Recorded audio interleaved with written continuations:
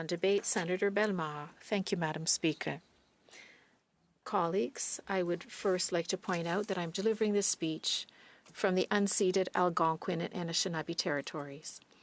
I rise today to speak in favor, at second reading, of Bill C-282, an act to amend the Department of Foreign Affairs, Trade and Development Act, and in brackets, Supply Management.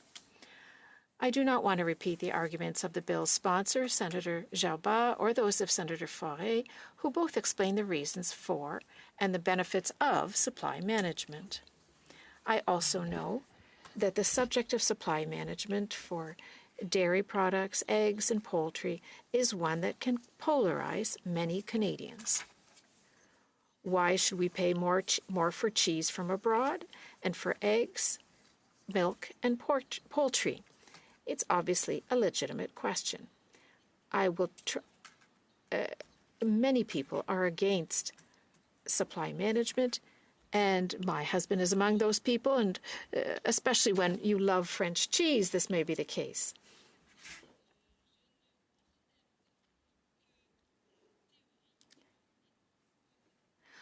However, I don't think economic theory allows me to just sweep away this supply management system. I don't believe I'm knowledgeable enough to speak about supply management and the costs, whether the costs are bigger, greater than the benefits. But I believe that it's a complex system that is greatly regulated that should not be attacked unless we know what it's all about. So I will now try to convince you to vote quickly in favor of the second reading of Bill C-282. Why? Because quite simply, this bill is not a matter of voting on supply management. It's a vote on a matter of principle. What is the principle? Do we want elements to be removed from negotiating free trade agreements? Certain aspects such as the cultural sector and others. Bill C-282 can be summed up in a few lines. It amends the Department of Foreign Affairs, Trade and Development Act to prohibit the minister from making commitments on behalf of the government to increase imports of dairy products, eggs, and poultry, or to reduce tariffs. In short, the bill would prohibit the minister from negotiating free trade agreements on the behalf of the government at the expense of supply management. And why would we grant this change in favor of supply management? The answer is simple. This system, based on controlling production, prices, and imports, is complex and especially, dear colleagues, very valuable. This system is worth more than $36 billion, almost $37 billion, in fact, and I will come back to this. If Canadians want to transform this system, they can. But I suggest that it be only through choice and transparent decisions taken in the context of a public debate.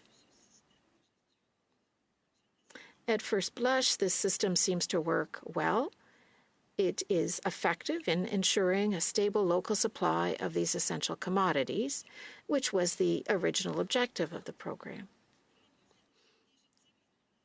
It is not legitimate to tackle this issue indirectly, I believe, through free trade negotiations, because the stakes are too high. The public policy choices made in the 1970s can only be called into question in the context of other public policy choices and with full knowledge of the facts. Avant moi, il a été mis en place dans les années 70 afin de répondre à des problèmes de surproduction qui faisaient baisser les prix de ces denrées essentielles et menaçait la viabilité des fermes canadiennes. I repeat, it was put in place in the 1970s to respond to problems of overproduction, which were driving down the prices of these essential commodities and threatening the financial viability of Canadian farms. Before going any further, I'd like to tell you a little personal anecdote. Senator Cotter often prefaces his arguments with a little personal anecdote, and they always manage to grab my attention, so I thought I'd do the same. My father was a taxi owner and driver for many years, until I was 10 years old. He was a professional driver and proud to be so. He worked long hours, but he enjoyed being his own boss. That's why he was an owner as well as a driver. Then, as now, the taxi industry was highly regulated and followed the principles of supply management. You couldn't just decide to become a taxi driver on your own. Supply was strictly regulated by a fixed number of taxi car permits. My father had purchased a permit that allowed him to drive taxis in the city of Montreal. Someone like my father, whose occupation was taxi driver, had to have a driver's license, of course, a car, and a taxi permit that he purchased. The price of these taxi licenses varied according to economic conditions, but there was a set number issued.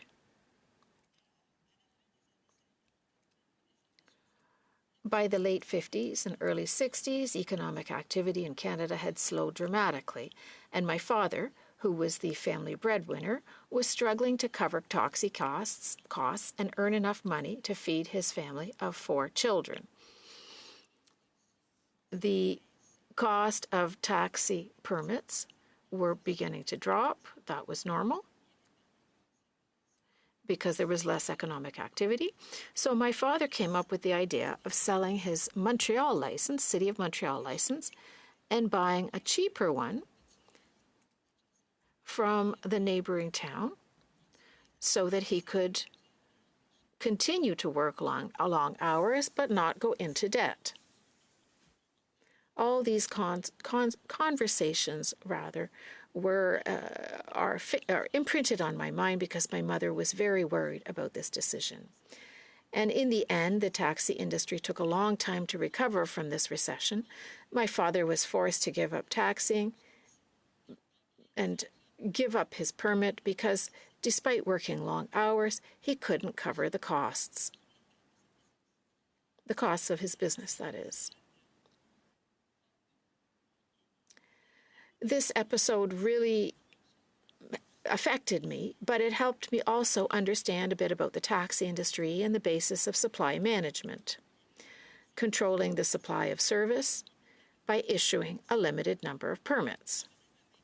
When I was doing my master's degree at UWO, Western University now, this helped me succeed on an exam when most of my colleagues didn't understand the question, because the question of supply management is a complex one. Now, you may be wondering what the connection is with C-282. There's a very simple connection. Farmers in the dairy, egg, and poultry industries must also purchase a production license, a production quota, in fact. These production quotas are limited in number, and when issued by the government in 1970 to limit production, they were handed out free of charge, in fact. But with time, farms changed hands, and these quotas gained a value. Currently, the quotas are traded every month based on offer. offer and supply. So this means that farmers who just suddenly want to become milk or egg or poultry producers can't do so. They first have to purchase production quotas. For a medium-sized farm in Quebec, the value of a production quota can be about $1.5 million. And if I remember correctly, that's a farm with about 64 cows. So this is the investment, but the investment does not include the value of the animals. This is why production quotas are considered financial assets.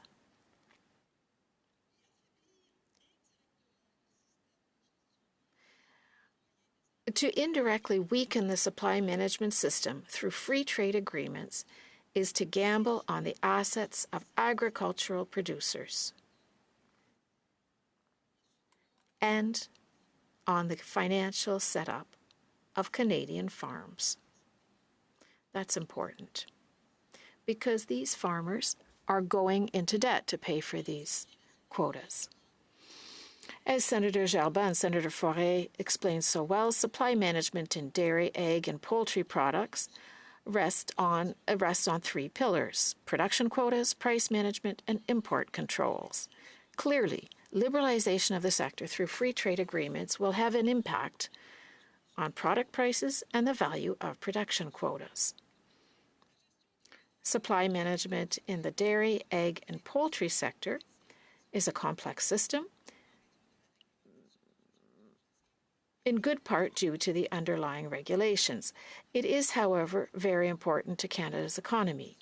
According to a 2018 Library of Parliament study using 2017 data, the sector represents nearly 350,000 jobs, $29.6 billion in production, and almost $7 billion in revenue for governments. Moreover, the value of production quotas reached almost $37 billion in 2017. That is the value of supply management. And these supply management affects all our regions.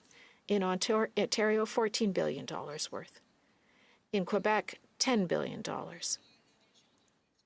For BC, Alberta, Saskatchewan, and Manitoba, supply management is worth $11 billion in financial assets.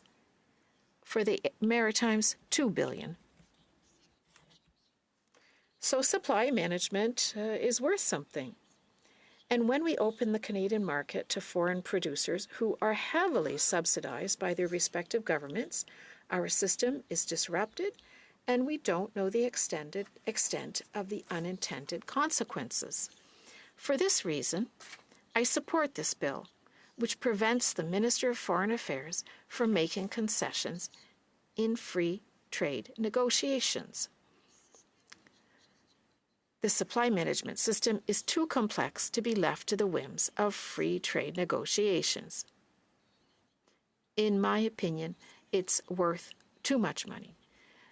For these reasons, I will be voting in favor of the bill, and I invite you to do the same, regardless of your position on supply management.